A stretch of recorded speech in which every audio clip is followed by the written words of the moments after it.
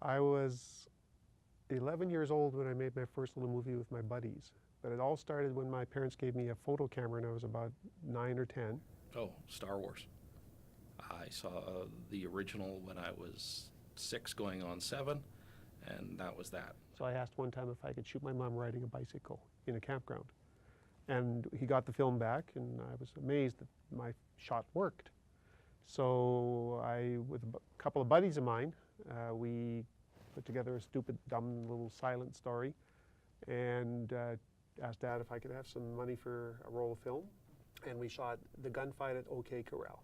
The next day, everybody in the playground wanted to be Luke Skywalker, and I wanted to make the movie about Luke Skywalker.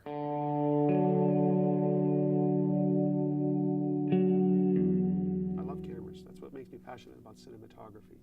I just love what lenses do, what cameras do, what you can do with light, and how you can trick the audience in a lot of different ways with things, and what you can achieve if you know how to use the tool.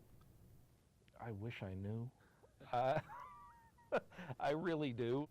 I have a confession. My personal backpack for photography weighs 50 pounds. Something clicked one day, and I remember it was at Talking Dog Studio in Regina. I was working on a project. There's a DSLR, and 1, 2, 3, 4 different lenses for that camera, which are also, some of them are compatible with my 3 film SLRs that I carry. It was the moment when I asked, well, is that a happy enough cow? And I realized, oh my God, not only do I love this, but I love this. Like this is, at some point it became a passion of mine. Because I want to see what the image looks like in all these different mediums. I love it. Oh, that's got great sound. Oh, now I want to teach more about sound so my students can recognize good sound and can build good sound themselves. The transition between working in industry and teaching students is remarkable because it's very frustrating at times.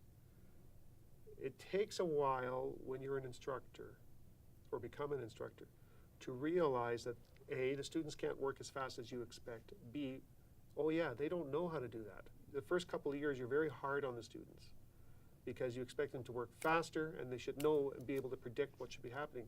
Then you gradually realize, oh yeah, they don't know how to do that. And it takes you back to yourself when you didn't know how to do that.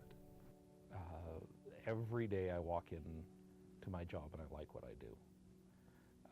And it's almost strictly because of the students.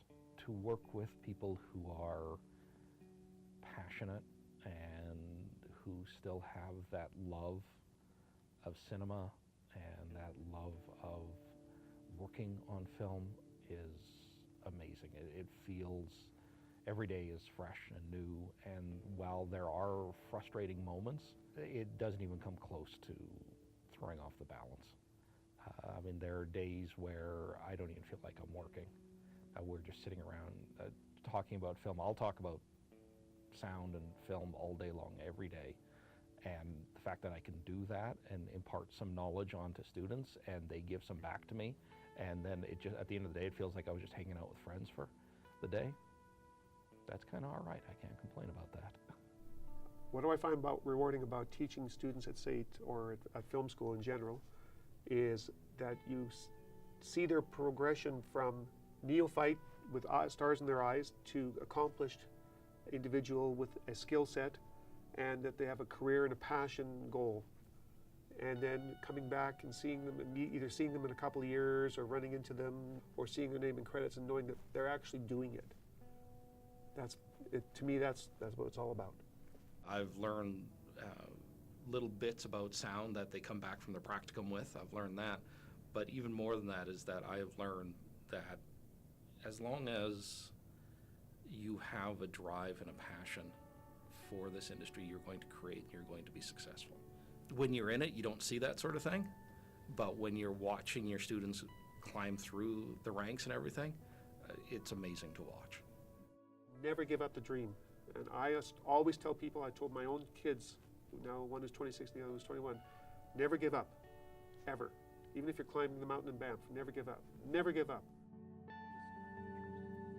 Action.